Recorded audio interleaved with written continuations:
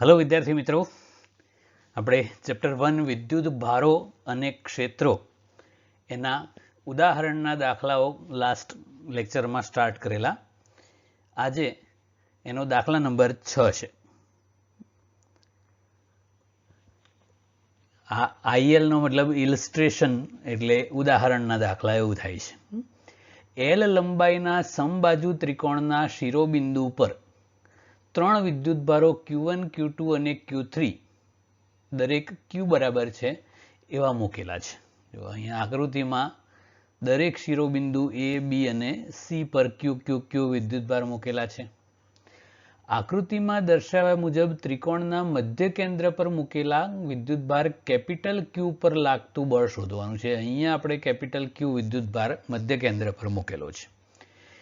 તો એ capital Q વિદ્યુતભાર જે O પર મૂક્યો છે એની પર કોણ બળ લગાડે? તો નેચરલી આ ત્રણે ત્રણ.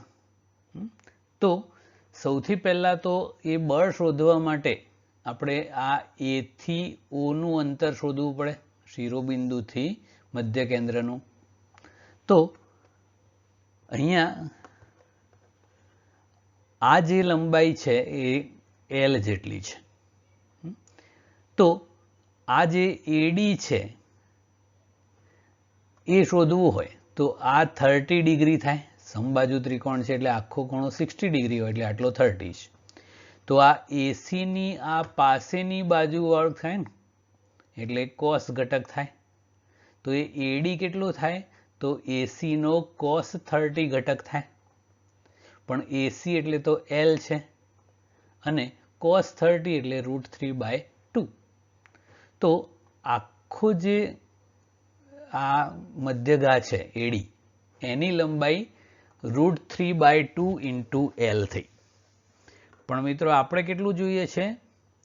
A થી O સુધીનું અંતર. હવે એ ત્રિકોણની જે મધ્યગા છે એ આ મધ્ય કેન્દ્ર આગળ 2:1 પ્રમાણમાં દુભાગતી હોય છે. મતલબ કે મધ્યગાની જે ટોટલ લંબાઈ હોય એની 2/3 લંબાઈ આટલી હોય અને બાકીની 1/3 લંબાઈ આટલી થાય. ઓકે, તો આ જે આ યાદ રાખવાનું ખાસ. તો આ AO કેટલું થાય? તો આખી મધ્યગાની જે લંબાઈ AD આપણે શોધ્યા √3/2 into L એના 2/3 ગણી થાય.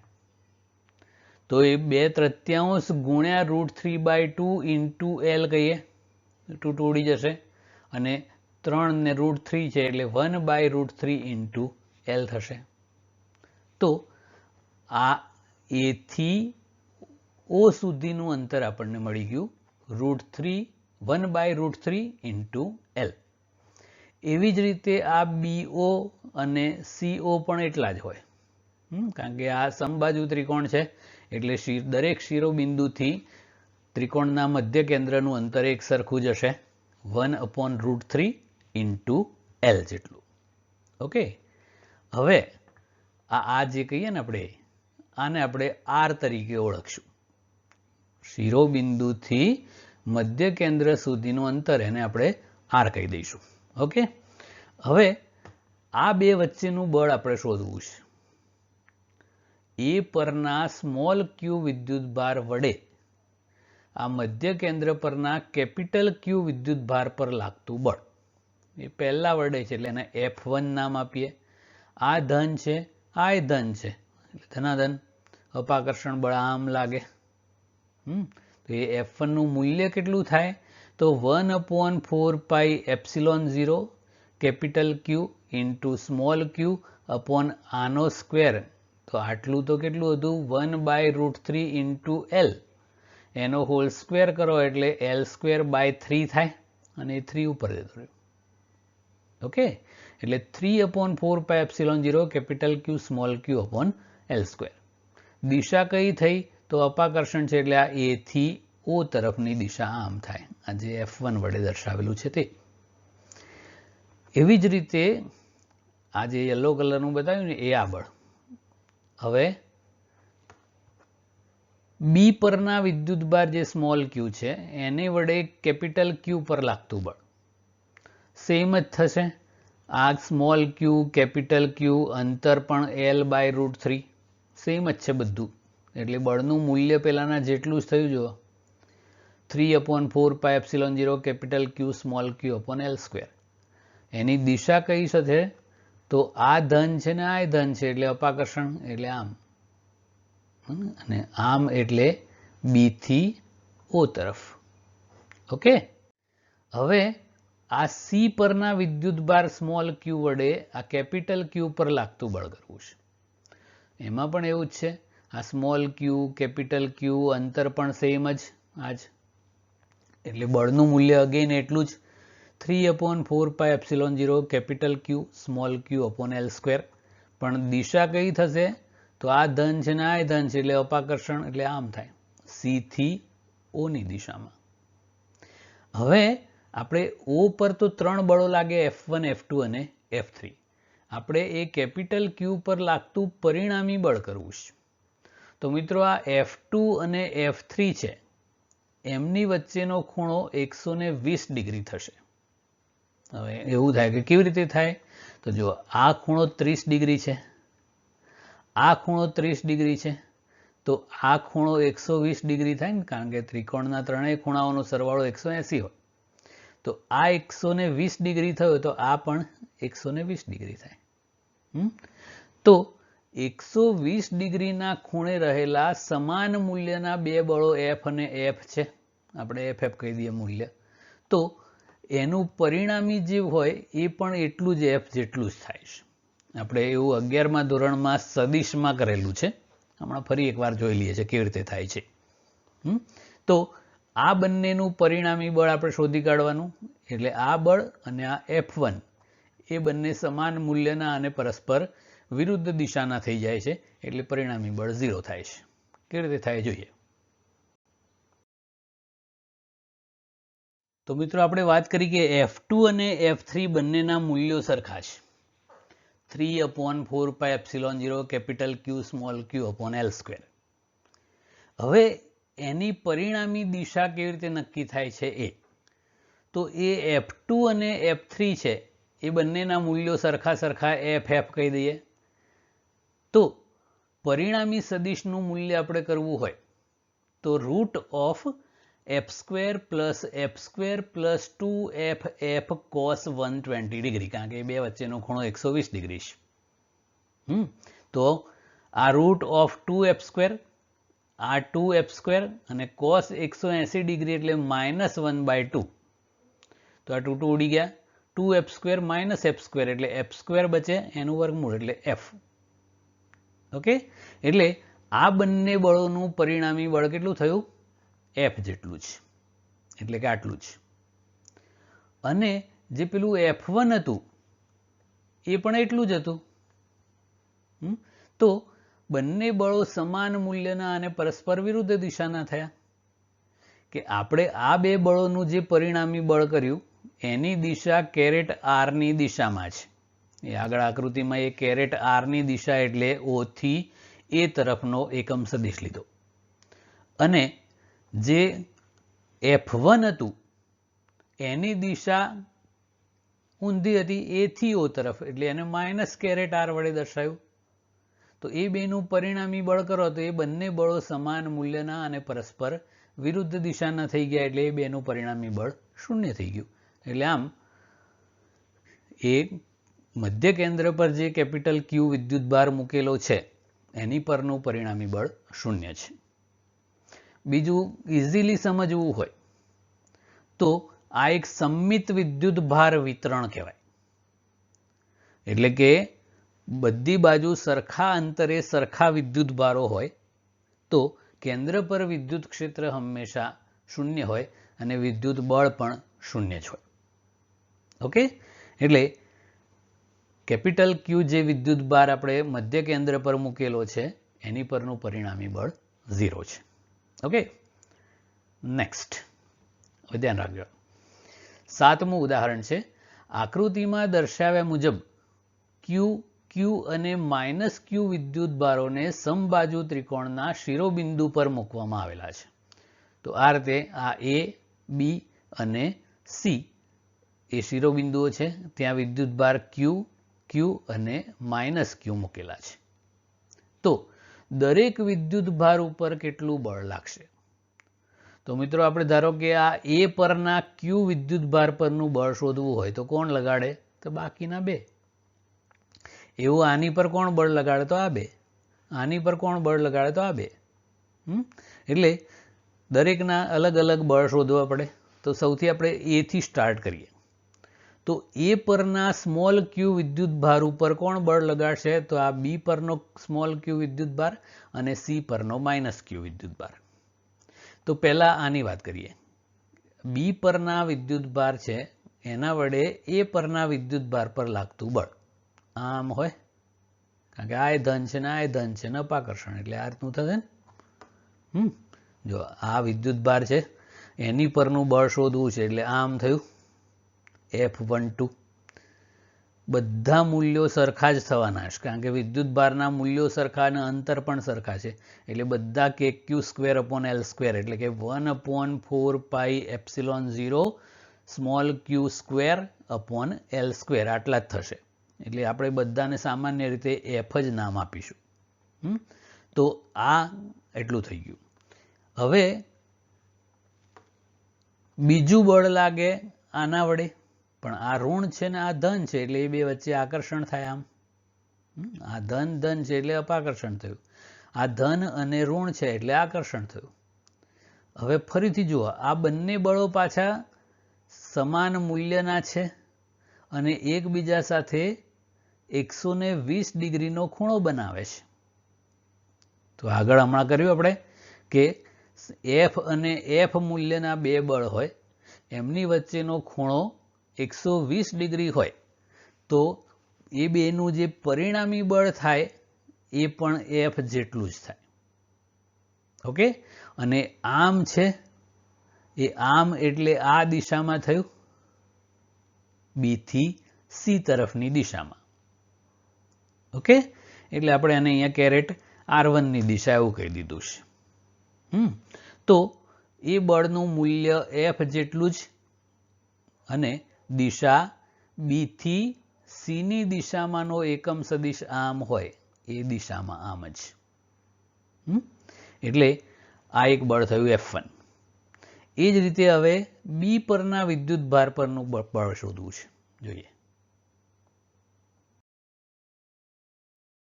ઓકે, હવે આ પેલું જે કર્યું ને આપણે એ ફરી એકવાર જો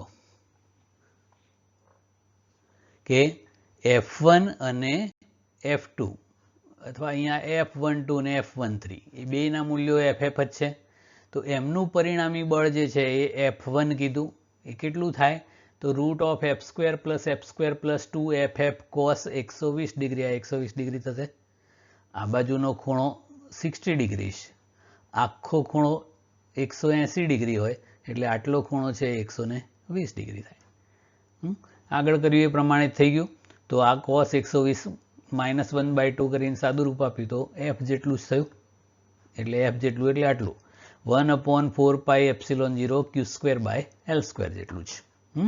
તો એ બળ આમ થયું હતું. એ હવે બી પરના વિદ્યુતભાર અહીંયા જે હોય ને, જો આ જે બતાવે, તો આ ક્યુ વિદ્યુતભાર છે એની ઉપર કોણ બળ લગાડે? તો આ બે. તો એ પરનો વિદ્યુતભાર આને અપાકર્ષીને આમ બળ લગાડે. એ આટલું જ હોય F જેટલું જ. આ 2 પર 1 વડે લાગતું બળ એવું નામ આપ્યું છે, પણ મૂલ્ય તો એનું સેમ જ હોય F જ. પછી આ 2 પર 3 વડે લાગતું બળ એટલે F23 કીધું છે, પણ મૂલ્ય F જ છે. આ બંનેનું પરિણામી બળ પણ F જ થશે, જેને આપણે F2 નામ આપ્યું.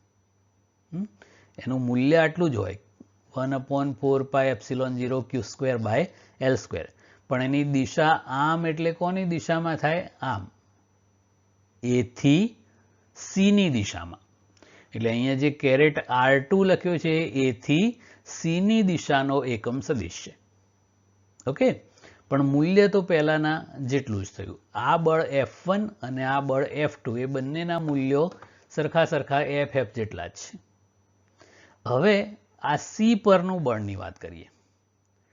તો સી ઉપર જે -q વિદ્યુત ભાર છે એની પર કોણ બળ લગાડે? તો આ બે.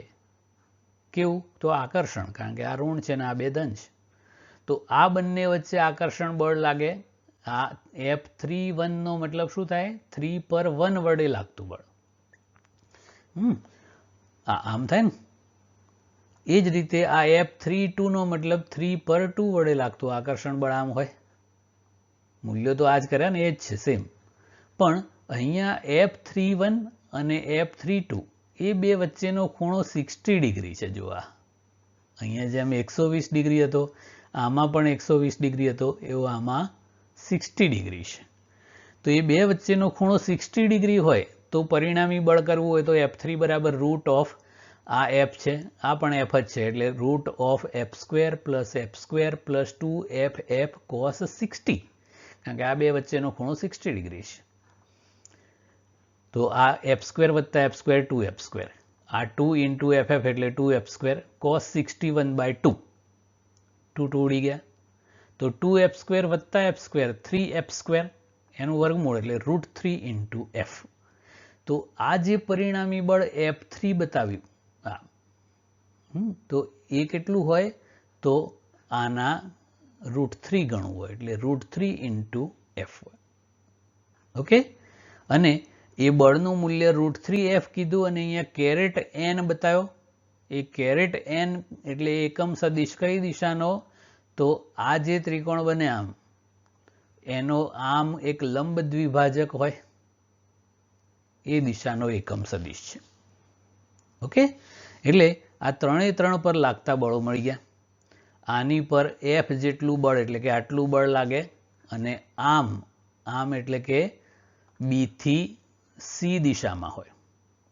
એ જ પ્રમાણે આની પર લાગતું બળ F2 એટલે F જ હોય, આટલું જ હોય, અને એની દિશા આમ એટલે A થી C ની દિશામાં છે. અને C પર લાગતું પરિણામી બળ છે એ રૂટ 3F એટલે આના ગુણ્યા રૂટ 3 જેટલું હોય. દિશા એ ત્રિકોણના, એટલે આ જે ખૂણો બને ને આમ BCA, એનો લંબ દ્વિભાજક આમ થાય, એ દિશામાં હોય. ઓકે. તો આ રીતે 3 વિદ્યુત ભારો પર લાગતું બળ મળી ગયું. અને જો આપણે એ 3 બળોનો સરવાળો કરીએ તો એ 0 થાય છે. કેવી રીતે થાય? તો આ બંને બળો છે FF, એ એકબીજા સાથે 60 ડિગ્રીના ખૂણે હોય. તો એ બેનું પરિણામી બળ ઉર્ધ્વ દિશામાં કરીએ તો એ રૂટ 3F થાય, અને આ F3 પોતે પણ રૂટ 3F છે. તો એ પરિણામી બળ કરો તો આમાં પણ 0 થઈ જાય છે. એટલે કે એનો મતલબ કે આ તંત્ર સંતુલન સ્થિતિમાં હોય, બધા બળોનું પરિણામી બળ 0 હોવાના લીધે. કેવી રીતે થાય ખબર પડી? 3 બળોનો સદિશ સરવાળો 0 છે. કેવી રીતે છે? તો F1 plus F2 equal to -F3 થાય. આ બંનેનો સદિશ સરવાળો કરો એટલે એની દિશા આમ આવે, અને આની દિશા આમ વિરુદ્ધ છે જ. અને આ બંને વચ્ચેનો ખૂણો 60 ડિગ્રી છે, એટલે એ બેનું પરિણામી મૂલ્ય રૂટ 3F થાય, અને આ F3 પોતે પણ રૂટ 3F જ છે, એટલે એ સમાન અને વિરુદ્ધ હોય, એટલે પરિણામી બળ 0 થાય. ઓકે. હવે ઉદાહરણ નંબર 8 છે. એક ઇલેક્ટ્રોન 2 × 10⁴ ન્યૂટન પર કુલમના નિયમિત વિદ્યુત ક્ષેત્રમાં 1.5 સેન્ટીમીટર જેટલું અંતરનું પતન પામે છે. આ બે વચ્ચેનો, આ બે પ્લેટ્સ છે, એક ઋણ પ્લેટ છે, એક ધન પ્લેટ છે. એટલે વિદ્યુત ક્ષેત્ર ધનથી ઋણ આમ ઉર્ધ્વ છે, અને ઇલેક્ટ્રોન હંમેશા ધન તરફ જાય એટલે એ આમ આવે છે, એટલે એ પતન પામે છે એવું કીધું છે. પછી બીજા કેસમાં ક્ષેત્રનું માન અચળ રાખીને તેની દિશા ઉલટાવવામાં આવે, એટલે આપણે આ ઋણ પ્લેટ હતી એને ધન કરી દીધી, ધનને ઋણ કરી દીધી, એટલે વિદ્યુત ક્ષેત્ર આમ થઈ ગયું હતું દિશાનું. તો એમાં પ્રોટોન મુક્ત પતન પામે, કારણ કે પ્રોટોન પોતે ધન હોય એટલે એ ઋણ તરફ જશે. તો દરેક કિસ્સામાં પતન માટે લાગતો સમય ગણો અને ગુરુત્વની અસર હેઠળ મુક્ત પતન સાથેનો તફાવત જણાવો. એની વાત આપણે પછી કરીએ છીએ. પણ એ ઇલેક્ટ્રોન માટે પહેલાં કરીએ તો ઇલેક્ટ્રોનને આટલેથી આટલું જે અંતર છે 1.5 સેન્ટીમીટર એ કાપતા કેટલો સમય લાગે એ આપણે શોધવું છે. તો સૌથી પહેલાં તો ઇલેક્ટ્રોન પોતે ઋણ વિદ્યુતભારિત છે, એટલે એ વિદ્યુત ક્ષેત્રની વિરુદ્ધ દિશામાં બળ અનુભવે. તો વિદ્યુત ક્ષેત્ર ઉર્ધ્વ દિશાનું છે એટલે ઇલેક્ટ્રોન પર અધો દિશામાં બળ લાગે. કેટલું? તો F બરાબર QE કહેતા હતા, અહીંયા ઇલેક્ટ્રોન છે એટલે EE જેટલું થાય, small e into capital E. હવે ન્યૂટનના ગતિના બીજા નિયમ પ્રમાણે F બરાબર ma, તો A equal to F upon m થાય. અહીં આપણે ઇલેક્ટ્રોન માટે લખ્યું છે એટલે આ AE equal to FE upon me. તો આ ઇલેક્ટ્રોન પર લાગતું બળ એટલે small e into capital E. અને ઇલેક્ટ્રોનનું દળ એ માસ ઓફ ઇલેક્ટ્રોન્સ. ઓકે, તો આ ઇલેક્ટ્રોનનો પ્રવેગ થયો. હવે અચળ પ્રવેગી ગતિનું સૂત્ર આપણે વિચારીએ. D બરાબર V0t plus half at square. મુક્ત પતન કરવાનું છે એટલે પ્રારંભિક વેગ 0 હોય એટલે આ પદ તો જતું જ રહ્યું.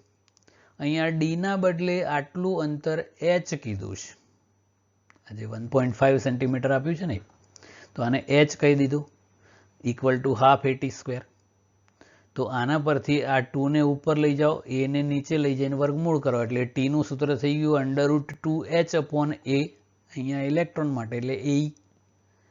અને AE ની કિંમત આપણને ખબર છે, small e into capital E, me ઉપર જતું રહે. હવે આ બધું જાણીતું છે. આ 2, આ 1.5 સેન્ટીમીટર છે એટલે 1.5 ઇન્ટુ 10⁻² મીટર થશે. આ ઇલેક્ટ્રોનનું દળ ખબર છે, ઇલેક્ટ્રોનનો વિદ્યુત ભાર ખબર છે અને વિદ્યુત ક્ષેત્ર પણ આપેલું છે. તો આ બધી કિંમતો મૂકીએ તો ઇલેક્ટ્રોનને મુક્ત પતનનો સમય મળી જશે.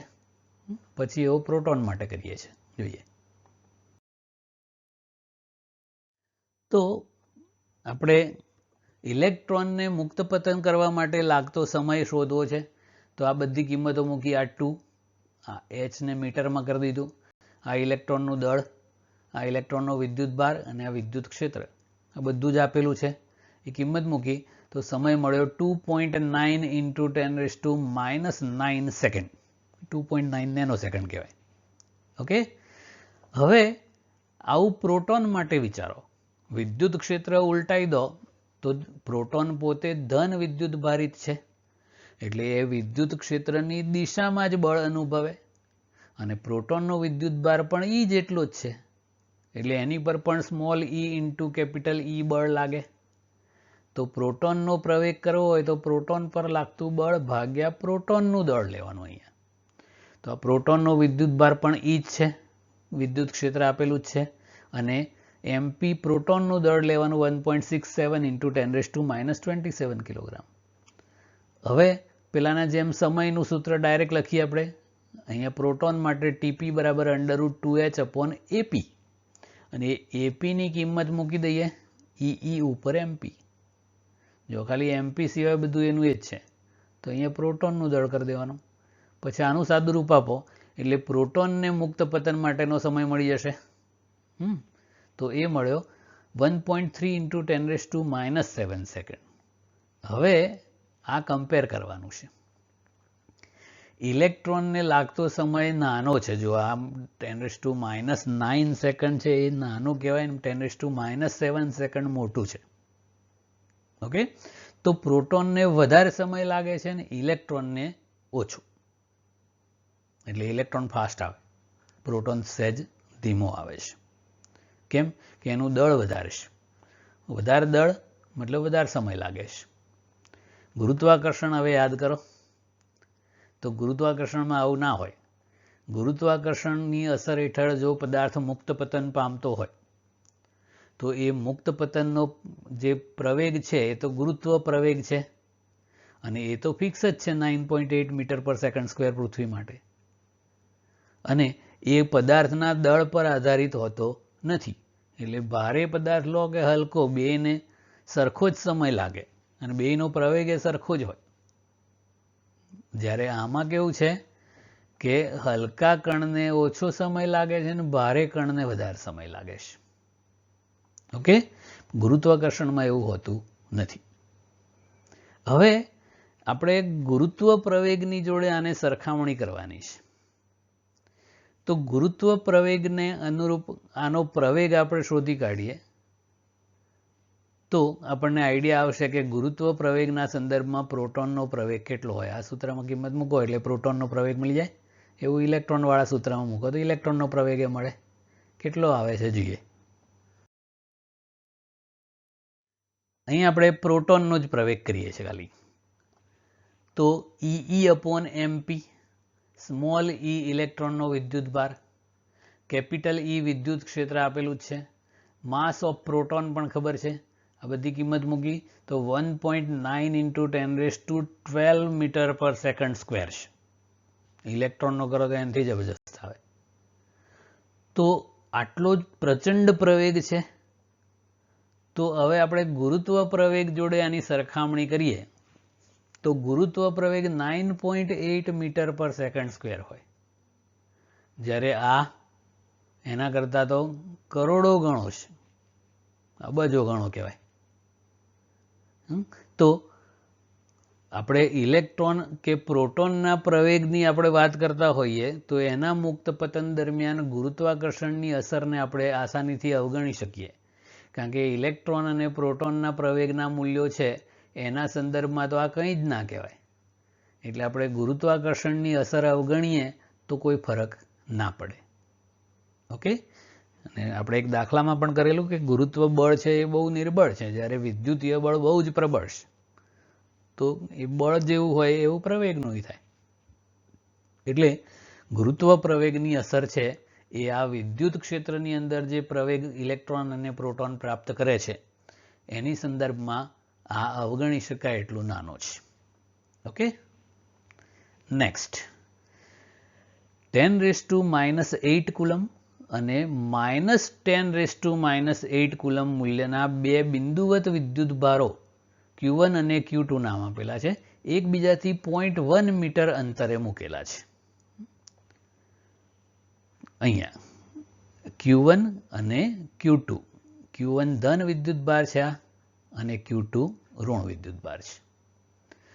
તો આકૃતિમાં દર્શાવેલ A, B અને C બિંદુએ વિદ્યુત ક્ષેત્ર ગણો. આ A બિંદુ અહીંયા છે, B બિંદુ અહીંયા છે અને C અહીંયા છે. તો આ ત્રણ બિંદુએ વિદ્યુત ક્ષેત્ર શોધવું છે. નેચરલી કોના લીધે હોય તો આ બંનેના લીધે હોય. તો સૌથી પહેલા આપણે A બિંદુ આગળ વિદ્યુત ક્ષેત્ર શોધવું છે. તો Q1 ને લીધે A પરનું વિદ્યુત ક્ષેત્ર શોધીએ. ધનનું ધનથી દૂર જાય ને એટલે આમ હોય, EA નામ આપ્યું આપણે એને, પણ કોના લીધે છે? Q1 ને લીધે, એટલે આપણે એને કહી દીધું E1A. તો KQ1/R², અહીંયા R² નો મતલબ 1 થી A નું અંતર લેવાનું, Q1 થી A નું અંતર, તો આ 0.05 મીટર આપેલું જ છે. તો K 9 × 10⁹, Q1 10⁻⁸ coulomb upon R², તો Q1 થી A બિંદુનું અંતર એટલે 0.05 મીટર એનો હોલ સ્ક્વેર. આનું કેલ્ક્યુલેશન કર્યું, આટલું બળ થયું. હજુ વાર છે, આ તો ખાલી Q1 નું થયું. હવે Q2 વડે લાગતું બળે શોધવું પડે, અરે Q2 વડે A પરનું વિદ્યુત ક્ષેત્ર શોધવું પડે. તો આ ઋણ વિદ્યુત ભાર છે, તો A બિંદુ આગળ વિદ્યુત ક્ષેત્ર ઋણ તરફ હોય ને, તો આપણે એ વિદ્યુત ક્ષેત્ર છે એ ગણવું હોય તો એ આ દિશામાં જ હોય, અને એટલું જ હોય કારણ કે આનું મૂલ્ય સેમ છે, અંતર પણ સેમ જ છે, એટલે આટલું ને આટલું જ થાય. એટલે આપણે એને પેલું E2A કહી દઈશું. હવે એ બંને વિદ્યુત ક્ષેત્રો છે, આ Q1 ના લીધે E1A આમ થયું, Q2 ના લીધે E2A પણ એમ જ થયું. એ બંને એક જ દિશામાં છે અને સરખા સરખા છે એટલે ડબલ થઈ જાય, એટલે આનું ડબલ. તો આ A બિંદુ આગળનું પરિણામી વિદ્યુત ક્ષેત્ર થઈ ગયું 7.2 × 10⁴ ન્યૂટન પર કુલમ. ઓકે, હવે એવું B પરનું શોધવું છે, જોઈએ. તો મિત્રો બી પર વિદ્યુત ક્ષેત્ર કોના લીધે હોય તો અગેન પ્લસ Q1 ના લીધે અને આ માઇનસ Q2 ના લીધે. હવે અંતરો બદલાઈ જશે, આ છે ને Q1 થી આનું અંતર આટલું જ છે, Q2 થી આટલું બધું છે. તો હવે બી આગળ એટલે અહીંયા પહેલા Q1 નું વિદ્યુત ક્ષેત્ર શોધી કાઢીએ. એને આપણે નામ આપી દીધું E1B. Q1 વડે બી બિંદુએ તો KQ1 upon R², એ અહીંયા R² એટલે આટલું Q1 થી B નું અંતર. K ખબર છે 9 × 10⁻⁹, Q1 10⁻⁻8, અંતર 0.05 એનો હોલ સ્ક્વેર. સેમ પહેલાના જેવું જ 3.6 × 10⁴ ન્યૂટન પર કુલમ. હવે Q2 ના લીધે બી પરનું વિદ્યુત ક્ષેત્ર શોધવું છે તો ઋણનું ઋણ તરફ આમ હોય ને અને અંતર પણ મોટું થઈ જશે ને, તો આપણે એને નામ આપી દીધું E2B. Q2 વડે બી બિંદુ આગળનું વિદ્યુત ક્ષેત્ર, તો દિશા આમ હશે. ઓકે, તો મૂલ્ય કરીએ પહેલા 9 × 10⁹, Q2 પણ 10⁻⁸ મૂલ્ય લખીએ આપણે, અને અંતર કેટલું થાય તો આટલું. તો આ 0.05 મીટર, આ 0.05 મીટર, આ 0.05 મીટર, એટલે 3 નો સરવાળો 0.15 મીટર એનો હોલ સ્ક્વેર. અને એનું મૂલ્ય થયું 4 × 10⁻³ ન્યૂટન પર કુલમ. હવે અહીંયા બે વિદ્યુત ક્ષેત્રો બને ને તો Q1 ને લીધે આમ E1B, Q2 ના લીધે આમ E2B. પણ એ બે પરસ્પર વિરુદ્ધ છે, એટલે બી આગળનું પરિણામી વિદ્યુત ક્ષેત્ર EB શોધવું હોય તો આ બંનેની બાદબાકી જેટલું થાય. હવે આ નજીકનું છે એટલે એ મોટું હોય, અને આ દૂર છે એ નાનું છે, તો મોટામાંથી નાનું બાદ કરીએ. ઓકે, તો એ મૂલ્ય થઈ ગયું 3.2 × 10⁴ ન્યૂટન પર કુલમ. બાદબાકી કરતી વખતે શું કરશો, આને 0.4 × 10⁴ ન્યૂટન પર કુલમ કરી દેવાનું. આને નાનું બનાવીને આને મોટું બનાવવાનું. 0.4 × 10⁴, એટલે આમાંથી આમાં બાદ કરતા ફાવે. 3.6 માંથી 0.4 બાદ કરો એટલે 3.2, અને 10⁴ કોમન નીકળી જાય પછી. તો આ બી પર લાગતું પરિણામી, એટલે બી પરનું પરિણામી વિદ્યુત ક્ષેત્ર થઈ ગયું. દિશા મોટાની જેમ હોય આમ ડાબી બાજુ. હવે સી પરનું વિદ્યુત ક્ષેત્ર કરવું છે. કોના લીધે હોય તો નેચરલી Q1 અને Q2 ના લીધે. તો આ અંતર આપેલા છે, Q1 ખબર છે, તો એ બેના મૂલ્યો સેમ ટુ સેમ જ થશે. આ KQ1 upon R² કરો, આ KQ2 upon R², બેના મૂલ્યો સરખા હશે.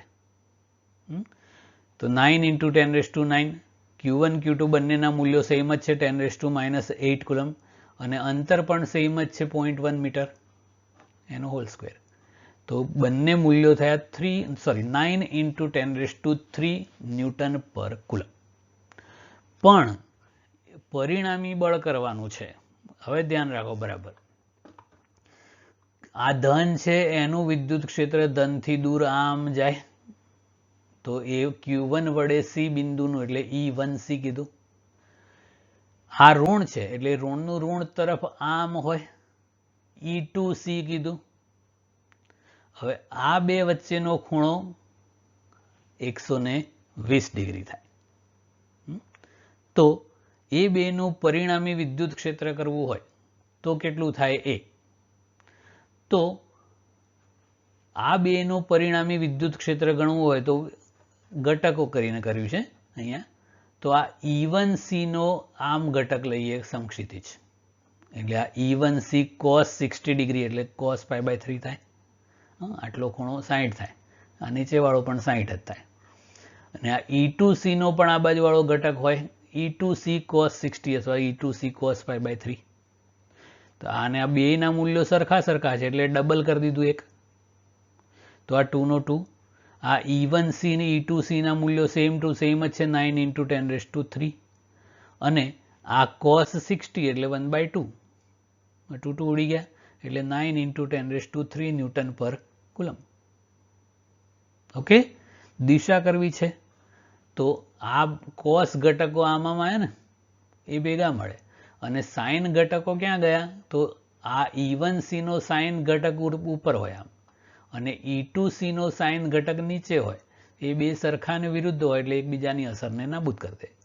એટલે C બિંદુ પર જે કંઈ વિદ્યુત ક્ષેત્ર ઉદ્ભવે એ બધું આમ જ હોય. એટલે દિશા આમ થાય, આમ એટલે જમણી તરફ. ઓકે, હવે તો આ ABC બિંદુ પરના વિદ્યુત ક્ષેત્રો તો મળી ગયા. હવે આપણે વિદ્યુત ડાયપોલની આસપાસ બધા બિંદુએ વિદ્યુત ક્ષેત્ર કઈ દિશામાં હોય એનું ડિટેલ થિયરીમાં કરેલું એ યાદ કરો.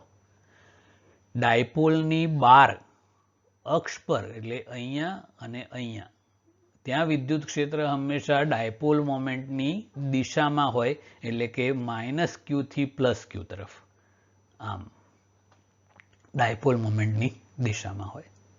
અને વિષુવ રેખા ઉપર આવેલા બધા જ બિંદુઓએ વિદ્યુત ક્ષેત્ર ડાયપોલ મોમેન્ટની વિરુદ્ધ દિશામાં આમ હોય, ધનથી ઋણ.